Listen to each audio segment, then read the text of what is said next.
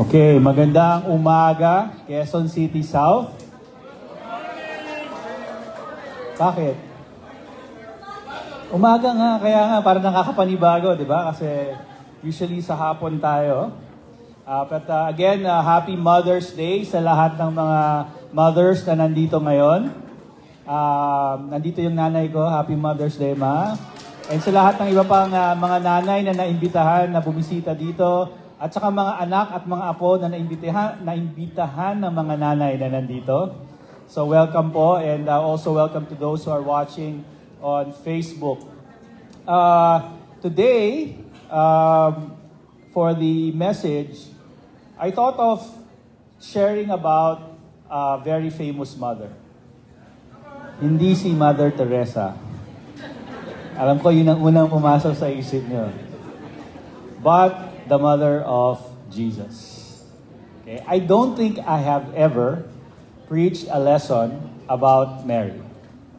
Right? And how often do we hear a message preached about Mary? For me, the last time I think I've heard a message preached about Mary, the one who preached it was Kip McGee. That's how long ago it was. Today, we will look at the character of Mary. Titingnan natin ano yung pagkatao ni Mary bilang isang babae. At as a mother of Jesus. And I think we can learn lessons from who she was as a person. Anong klaseng tao siya. And I think we can be inspired by her example. For those of us with mothers and wives, we can also reflect on how our own mother or wife displays similar characteristics, so we should honor them. So this lesson is not just for the mothers. Kasi minsan pag Mother's Day, iniisip ng mga tao when they go to church, the message will just be about mothers, so I don't really need to listen. But I think from the life of Mary, we can really learn a lot. So even if we are a mother or not, we can be inspired by her example. At syempre, for the mothers themselves in the room today, kung kayo yung mga nanay, we can look at, tingnan natin yung mga characteristics ni Mary and how we can be better as mothers as well. But before we continue, let's go to God in prayer. Let's pray. Panginoon, maraming salamat po sa umaga na to na magkakasama-sama kami bilang isang pamilya para tingnan ang halimbawa ng isang tao sa Biblia na hinahangaan namin. God, thank you, Father, for our mothers. And thank you for all the examples that we can learn from in the Bible. God, tulungan niyo po kami na hindi ma-distract sa event na tinatawag na Mother's Day. But we allow this event to inspire us to think deeper tungkol sa aming pagkatao. At kung kami mga nanay o kung kami may mga nanay, we would allow this to inspire us to be better people. God, use the scriptures today and use me today to inspire people to become more like Jesus, to be inspired by His example and the example of Mary. It's in Jesus' name we pray. Amen. So this week, I read the Bible, I had my quiet time on Mary, and I learned a lot. And I'll share with you as much as I can this morning. Let's turn to Luke chapter 1, verse 26 to 29. And I chose the version in the ESV because it more closely follows the translation from the Greek. It says in verse 26, "In the 6th month, the angel Gabriel was sent from God to a city of Galilee named Nazareth, to a virgin betrothed to a man whose name was Joseph, of the house of David. And the virgin's name was Mary. And he came to her and said, 'Greetings, O favored one, the Lord is with you.' But she was greatly troubled at the same, and tried to discern what sort of greeting this might be." So let's stop there. There's a lot we can pick up from the initial encounter. This is the first appearance of Mary in the Bible. The earliest that we can find in the Gospels. And so, what did Gabriel tell Mary? Ano sabi ni Gabriel sa kanya? Una, Gabriel greeted her. Greetings. It's a Semitic saying. So today, parang, hi, hello. Parang hindi siguro magulat si Mary. Greetings, hi. That's how they introduced themselves back then. And then he called her favored one. Most of the translations of the Bible translate the Greek into this. Favored one. In the original Greek word that was translated as favored one, it means someone that's given honor. Okay? Actually, kung titingnan mo yung Greek word, makikita mo yung word na charis. And charis is translated in the Bible as grace. Someone who's been given grace. And so, how did Mary respond? Sabi sa scripture, this is what I found interesting. I never noticed this before. Sabi sa scripture, she was happy. No. She was greatly troubled. Not because an angel talked to her. She was greatly troubled at the saying. Kung ano yung sinabi sa kanya. Hindi siya tagulat na may anghel na kumausap sa kanya. No. Na-bother siya na, bakit sinabi ng angel na yon yung mga bagay na yon sa kanya? She was troubled. In the original Greek, the word there it means to be disturbed, to be agitated. I don't know kung ano yung translation niya sa Tagalog. Ano ba yung translation niya sa Tagalog? Yung talagang, yun, ano man yung sinabi mo? Right? Parang naguguluhan or ano ba nababother sa Tagalog? Nababalisa. Hindi naman siya malungkot na balisa. Pero parang, ano kaya yun? Ano yung, bakit na sinabi yun? Yun yung unang reaction niya. And what can we learn about Mary's character just from this initial encounter? Una, Mary was humble. Mary was humble. She was disturbed. Bakit ako pinupuri? Ba't na sinabing, bakit siya nag-hello? Bakit siya sinabing, I'm favored? Anong ginawa ko? She's not used to, or she's uncomfortable with praise. It's not something that she's used to, or maybe it's not something that she seeks. Maybe because as a woman in her culture, bilang babae sa kultura nila nung panahon na yon, maaaring hindi sa sanay na pinupuri. Or even a man talking to her, remember how strict their culture was back then. And so she's humble. She uncomfortable na pinupuri. And I think about our own mothers. Maybe we do not praise them enough for who they are. So that when we praise them, when we lift up, pag Mother's Day, parang, kakaiba to, bakit ako nililift up? Bakit ako ini-encourage? Once a year lang kasi, Mother's Day lang. Right? Sometimes our mothers may not be comfortable with the praise they receive because we don't do it often enough. And that would be sad. And it's good that we have Mother's Day to do that, though. But we should do that, honor them, praise them for the things that they do in our lives as often as we can. So again, I'd like to take this opportunity to thank my mom in public again for raising me the way that she did. And since I did not ask permission from her, I really cannot disclose all the things she did for us for growing up. But I can tell you that she worked very hard to make sure na ako at saka yung mga kapatid ko, we have a good life. We didn't have a lot of money growing up, pero she really worked very hard para sa amin. I became a lawyer, my brother became a lawyer, my sister's a doctor. We didn't have that much money, but because of the kind of values that my mother instilled in us, we became who we are today. So I want to thank my mom for that. Because I don't do it often enough, ginawa ko in public para you multiply the number of people, number of hours. So, baka 365 na yun, okay. But honestly, I think, I'm actually not, I think it's something we should do more often with our parents. Do you agree? So kung wala dito nanay, kung nandito sila, make sure you lift them up for something specific that they've done and that you want to lift them up for. And if they're not here, send them a message, and really encourage them and lift them up. And let's try to do it more than Mother's Day. Amen? The second thing that we can get from this encounter is Mary sought to understand first. And this is something I really saw for the first time here. Notice, hindi siya sumagot kaagad. After Gabriel said what he said, she was disturbed and she tried to understand, what does it mean? Ano kaya ibig sabihin ng sinasabi ni Gabriel?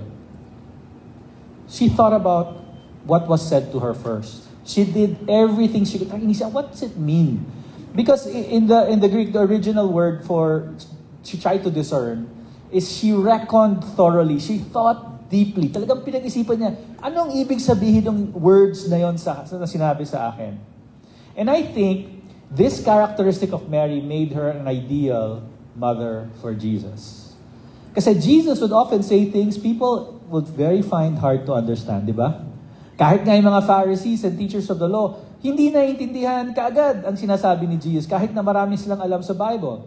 Kailangan talagang pag-isipan ang mga sinasabi ni Jesus. And that's why I think Mary was chosen also because she's a person na nag-iisip. Hindi mababaw ang kanyang pagtanggap sa mga salitang sinasabi sa kanya. Pinag-iisipan niya talaga. And I think this is a good attitude for all of us, not just for mothers, but for all of us. And this should be our attitude when we talk about or consider the Bible. We need to think deeply about the meaning of the Word of God. If Mary made the effort to think deeply, angel lang yung kausap niya, pero talagang pinag-isipan niya yung mga salitang sinabi sa kanya ng angel, lalo pa kaya if ang kaharap natin is salita ng Diyos mismo. If we should think deeply, kung meron kayo nakasalubong na angel, hindi si Angel Claros na I think kaka-birthday lang ni Angel, happy birthday. But if you meet a real angel, malamang pag-isipan mo yung sinabi sa'yo, but even more, the Word of God.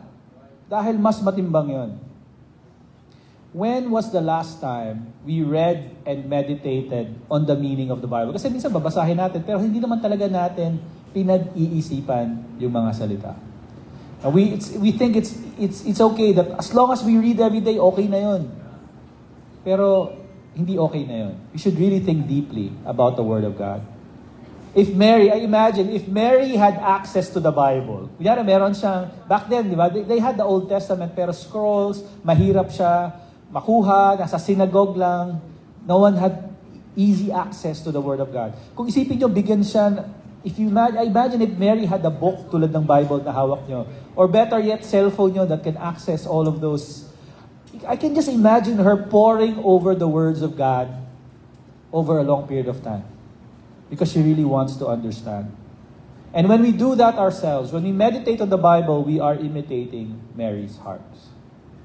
Pero di nagtatapos dyan yung storya. Wait, there's more. So verse 30 it says, "And the angel said to her, 'Do not be afraid, Mary, for you have found favor with God.'" What did Gabriel say again? First, sabi niya, he told her not to be afraid. Huwag siyang matakot. Maybe she was afraid, or at least was tempted to be afraid. I'm not sure. Kung preemptive ba yung kay Gabriel na huwag ka matatakot ha? Or dahil natatakot na siya, sinasabi ni Gabriel sa huwag ka matakot. We don't know for sure. But we do know that she was tempted at least to be afraid. Bakit? Well, everyone in the Bible, basahin nyo, every time someone encounters the Bible, the usual response was fear. Right? So, she was tempted just like us to be afraid. We all have our fears. Meron ba dito walang fear? All of us have fears. But we cannot allow our fears from preventing us from doing the right thing. Second, Gabriel repeated that Mary found favor with God. There's that word again, twice nang sinabi, favor. I thought about this, and I thought, did she find favor because she did something good? Kaya she found favor with God? Or was it favor in the sense that she was given a gift she did not earn or deserve? I think it's more of the second. Kasi considering the root of the word is charis or grace. And we know grace means something, a favor that we received that we do not earn, na hindi naman natin kayang pagtrabahuhan. Isang bagay na hindi kaya nating, pagbayaran ng kahit anong amount. And the favor or blessing that was given to Mary, I think, was the honor of bearing Jesus in her womb. To give birth to Jesus, to raise Jesus. That's the blessing, the favor, I think, that Gabriel was talking about. Because if you think about it, no one can possibly earn the honor of bearing Jesus and raising Jesus.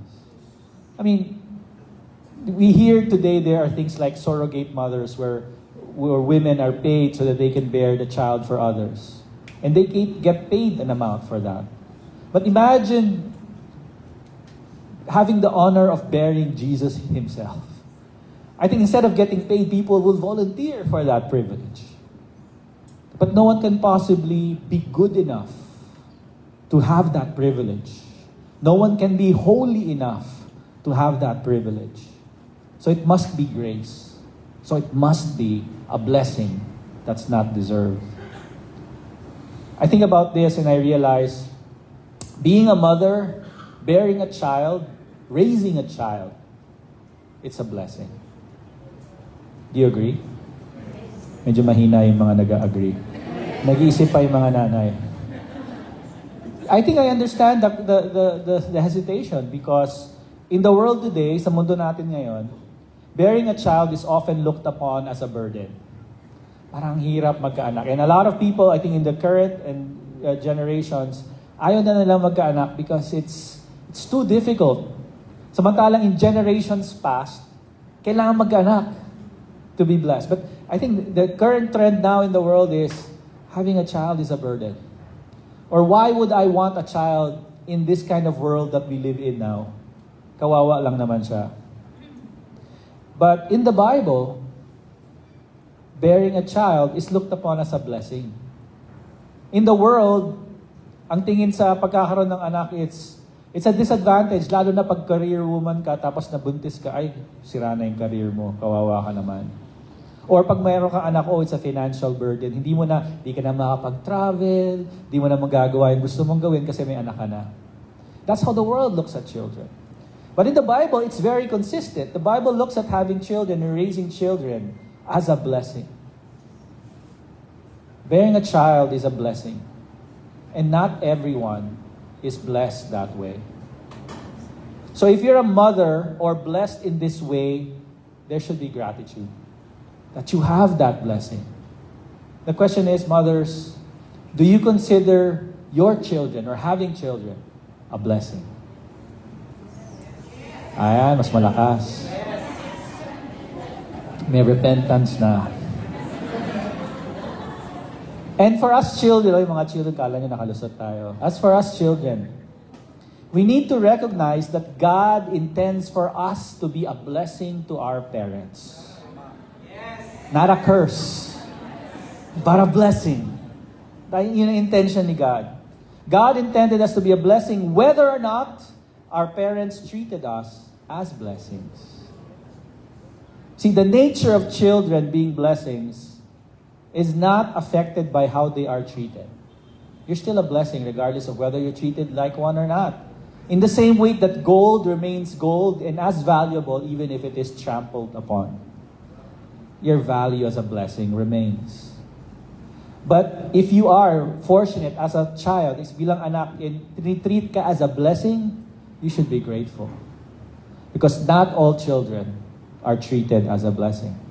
If our parents treated you that way, let's be thankful for that. And children, let us therefore strive to remain a blessing to our parents, regardless of how old we are or how old they may be. Let's continue. So verse 31 to 34, it says, "And behold, you will conceive in your womb and bear a son, and you shall call his name Jesus.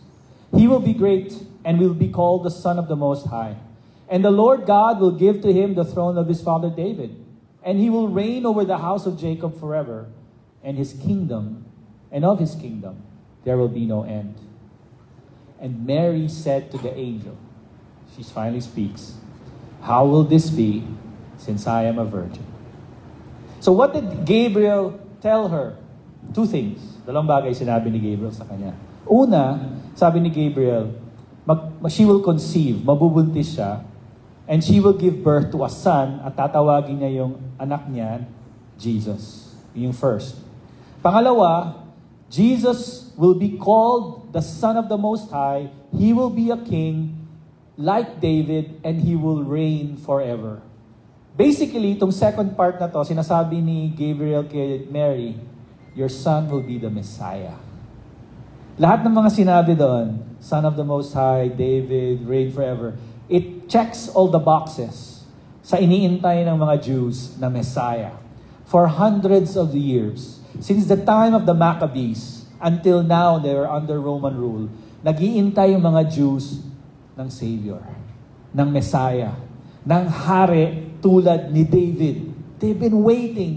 In fact, they've been, during this time, small revolts. Dahil akala nila yung tao na yun na yung magiging Messiah. They've been aching for a Messiah. And here, Gabriel tells Mary, your son will be the Messiah. Can you imagine? But how did Mary respond? Paano sumagot si Mary? Which of the two, basically these are two prophecies binigay sa kanya ni Gabriel. Which of the two prophecies did she respond to? First, she had no question about her son being a Messiah. Parang, okay, Messiah, good. Sure, okay. Pero ang question niya kasi is, how she will bear a child? Mas concerned siya dun sa una. O baka di siya naka-move on sa una, di na niya narinig yung pangalawa. But she was more concerned about the first prophecy. Paano siya magkakaanak? She's never been with a man. Yes, she's betrothed. Let me explain muna yung betrothal during their time. Betrothal or engagement, parang there's two stages sa marriage sa kanila. Usually there's a 1-year period na betrothed or they're engaged, merong exchange ng dowry, pero para na siyang marriage. Pero hindi pa kayo magsasama. After the 1-year period of engagement, dun pa lang magsisimulang magsama bilang husband and wife, yung mag-asawa. Yun yung 2 stages ng pagkakasal. So she was betrothed, but she's not with Joseph yet. So that was her response. What do we get from this? Mary had faith in God. Why do I say this? She did not express doubt about her son being the Messiah. Parang, okay, she'll be the Messiah. Good. We need him already. No doubt about that. And this is amazing because everyone was waiting for the Messiah, and for Gabriel to just drop that and tell her, okay, your son will be the Messiah, it's big news. But she took it, okay, thank you. But she did, though, think about having a child. And I think about this, I don't think she doubted. I don't think she had no faith na magkakaanak siya. She just wanted to know how it was going to happen. How will this be? She wanted to know what's her role. Anong kailangan kong gawin para mangyari to? She wanted to know what she had to do to make it happen. She didn't have any doubt that it's gonna happen.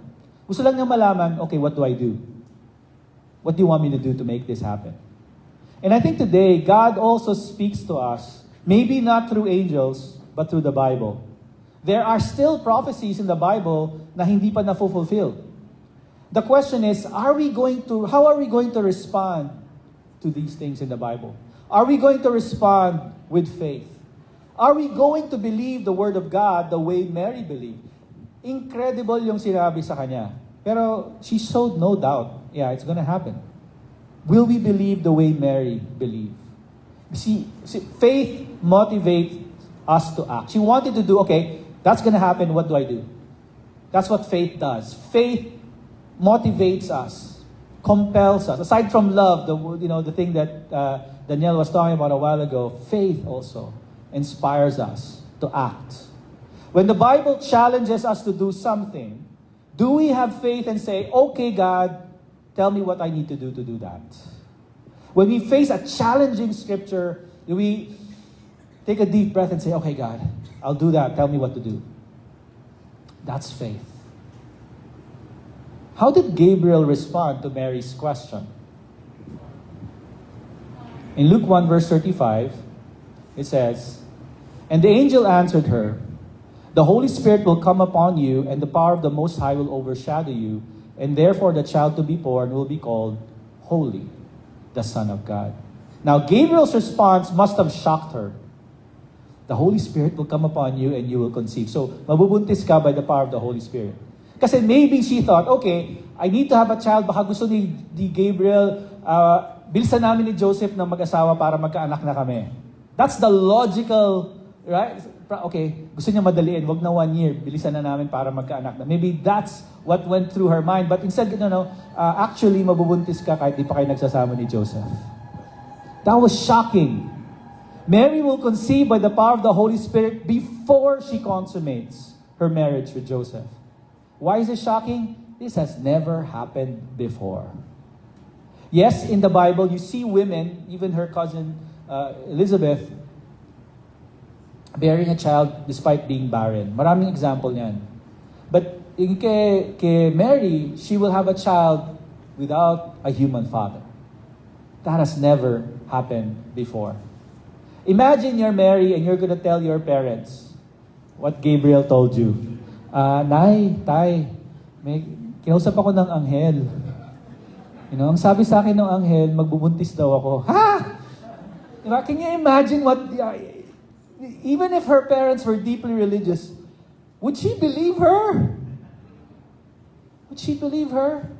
What would people think? Pag nabuntis siya at di pa sila nagsasama ni Joseph. Something happened. Either with Joseph or with someone else. Imagine what happened when she told Joseph.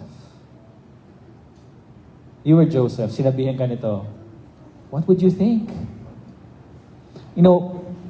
We see Joseph's response in Matthew 1:19. And her husband Joseph, being a just man and unwilling to put her to shame, resolved to divorce her quietly. Why divorce? Kasi, yun nga, they're betrothed. They're like married already. Di lang pa sila nagsasama. So, he had every right to divorce her. In the eyes of the community, she was unfaithful. And he had to divorce her. Pero dahil mahal niya si Mary, gusto niyang gawin quietly na lang para di siya mapahiya. Pero there was no question about Joseph divorcing her. Kasi it was scandalous. Ganun kagrabe yung sinasabi ni Gabriel kay Mary. What Gabriel told Mary meant there would be a scandal. And Joseph could divorce her at any time. And imagine, if Joseph did that, no one might marry Mary anymore. She would have to raise her child alone. There was no guarantee that Joseph will still marry her. And doing God's will may mean being the object of gossip and malicious accusations. May ginawa ba siya masama? Wala. But malamang pagchismisan siya. How did Mary respond to Gabriel? Sabi sa verse 38, and Mary said, Behold, I am the servant of the Lord. Let it be to me according to your word. And the angel departed from her. Mary said, ang response lang ni Mary, I'm a servant of God. She didn't ask, why? Why me? Bakit ganyan? Sabi lang niya, I'm a servant of God. Let it be according to your word. She will do what God tells her to do. Despite knowing what it meant for her to have a child under these circumstances, she accepted it. Would we have responded the same way? The last thing that I see from Mary's character is this. She was submissive to God's will. Despite the cost, her reputation would be ruined. Her relationship with Joseph was at risk. We don't know, she didn't know at that time kung paano magre-respond si Joseph. Paano yung pamilya ni Joseph? Paano yung pamilya niya? Paano yung mga relatives nila? Paano yung mga tao sa town nila? What will they say? But despite all of these, her response was complete submission. Despite the cost, she accepted God's will for her. Do we have the same attitude of submission towards God? When doing what God wants results in something painful. Diba? Minsan, gumagawa ka na ng tama pero merong masakit na consequence. You do the right thing but people hate you for it. Gumagawa ka ng tama but nadidisadvantage ka ng mga taong hindi gumagawa ng tama, yung mga nandadaya. You say the right thing and people hate you for it. Sometimes doing God's will can be painful. When that happens, do we question God? God, ginagawa ko naman yung tama, Ba't kailangan ko masaktan? Di ba, God, ginawa ko lang naman sabi mong gawin ko, bakit nangyari sa akin to? Sometimes do we question God for suffering for doing the right thing? Sometimes, we even blame God for suffering, for doing the bad thing. Tayo na nga may kasalanan. We still blame God. We have to trust that God knows what is best for us. From the point of view of Mary, what Gabriel told her made no sense at all. Magiging Messiah siya, pero yung pagkakapanganak sa kanya, it would be under strange and malicious circumstances. Parang hindi siya logical for a Messiah. But she submitted to God's will. God, you know better. Because she trusted in God, what happened? We know the story. We celebrate it every Christmas. Joseph still decides to marry her. They get married, pero di sila nagsama until Jesus is born. A few months later, she gives birth to Jesus in amazing circumstances that to this day we celebrate it every year, and we use it as an excuse to give gifts to each other.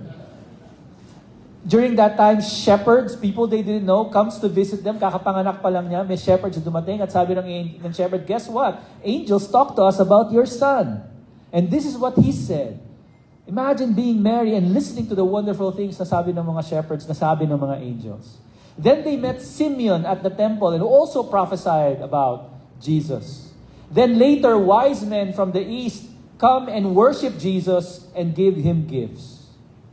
Mary gets to raise Jesus, bathe him, clothe him, teach him. Can you just imagine, being the mother and having that privilege? And I think at that time, Mary would have said, it's all worth it. In the same way for mothers, kahit na mahirap ang panganganak, when our children grow and we see them grow, we think it's all worth it. I didn't ask my children this, and hope they forgive me if I'm mentioning it. They don't know this, but in the morning while they're asleep sometimes, I see them. I always lift up a prayer of thanks to God. Not because they sleep a long time in the morning, but I see them and I look at them. I say, God, thank you for my kids. Thank you I have my kids. Such a blessing. Now you know what I do when you're asleep. Because Mary submitted to God's will, Mary got to enjoy a wonderful privilege of raising Jesus. You see, when we submit to God's will, the joys will outweigh the sorrows. So let's recap. Mary's character, we looked at 4 things. First, we looked at him. We saw that she had humility. She had discernment, she had faith, and she had submission.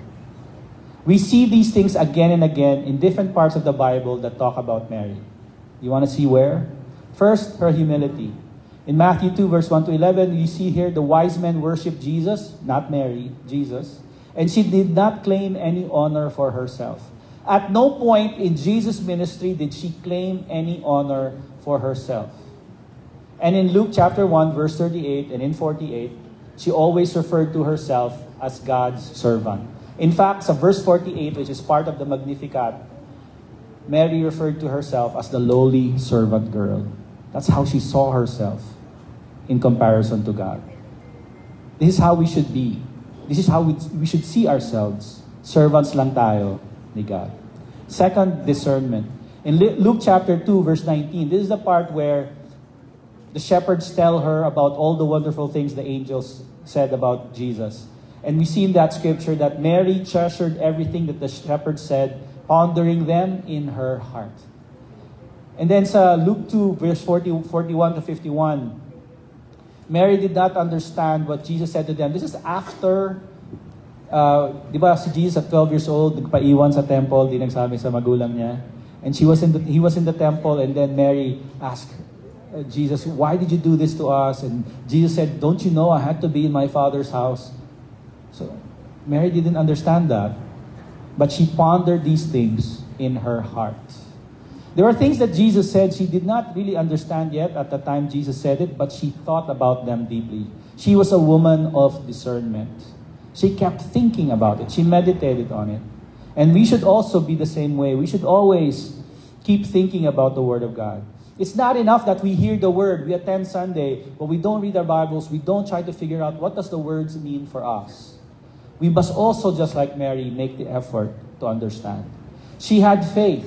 In John chapter 2, verse 1 to 5, this is about the wine. They were in a wedding. There was not enough wine. And Mary tells the servants, do whatever he tells you to do. Now, we don't know for sure that Mary expected Jesus to turn water into wine. You know, in my imagine, I sometimes think, siguro nung bata si Jesus, wala silang, nag-transform siya ng isang cup into wine. I don't know. Or maybe Jesus never did a miracle as a child, but Mary was convinced that Jesus would know what to do. Jesus would do something about the problem. Because that's the kind of person Jesus was. She had complete faith in Jesus. So whether it was Jesus doing a miracle or doing something else, doesn't matter. What matters is she was convinced Jesus can do something about this. She had faith. In Acts 1 verse 14, after Jesus died and was resurrected, she stayed with Jesus' disciples, constantly praying and staying in Jerusalem. Why? Because Jesus said so. Huwag kayong aalis, dyan lang kayo, something will happen. And Mary believed that. That's why she stayed. That's why she stayed with the disciples. That's why she was with them, constantly praying. She believed Jesus' promises. And just like Mary, we should have faith in Jesus. We should also be convinced that Jesus will do something about the problem we are facing right now, whatever that might be. All we have to do is to constantly pray. Submission. And this is something interesting. I always wondered, why did Jesus entrust to John, his disciple, si Mary, while he was on the cross? I would understand that kung wala nang anak si Mary. But she did. We read in the Bible in many verses that in fact she had a sister. You see that in John 19 verse 25. And she had at least 4 sons and several daughters who were still alive at that time. But Jesus entrusted Mary kay John, someone not related to her. Why did he do that? And I could think of one reason, because Jesus wanted John to take care of her spiritual needs. Sure, the other children can take care of her physical needs. But mas concerned ni Jesus was her spiritual needs. But I'd like to focus on Mary. Why did Mary agree? Why did Mary agree to this? Pero meron pa naman siyang kapatid. Meron pa naman siyang ibang anak. Maybe Joseph was already dead by this time, but she had other relatives. There was no reason for her to stay with John, except because Jesus asked her to. She submitted to what Jesus asked her. She submitted to Jesus' wishes. She was the mother. She was the one with authority. Jesus was her son, but she submitted to him. That was her nature. She's being submissive to Jesus. So, that's the message. So today, let's imitate the character of Mary. Let's imitate her humility, discernment, faith, and submission. Let's also honor our mothers as Jesus honored his. Let's close out in a word of prayer. Let's pray. Father in heaven, thank you, God, for giving us our mothers. Thank you for giving us parents who took care of us. Thank you for being an example of being the perfect parent. God, thank you for allowing us to be a blessing sa aming mga magulang. God, salamat din po sa aming mga anak. God, maraming salamat sa araw na to na pwede naming gunitain, tandaan ang mga bagay na ginawa para sa amin ng aming mga magulang, lalo na po ang aming mga ina. I pray, Father, that we could imitate Mary's heart. I pray that we could honor her the way Jesus honored her and take care of her as well. God, please be with all of us, be with our mothers. It's in Jesus' name we pray. Amen.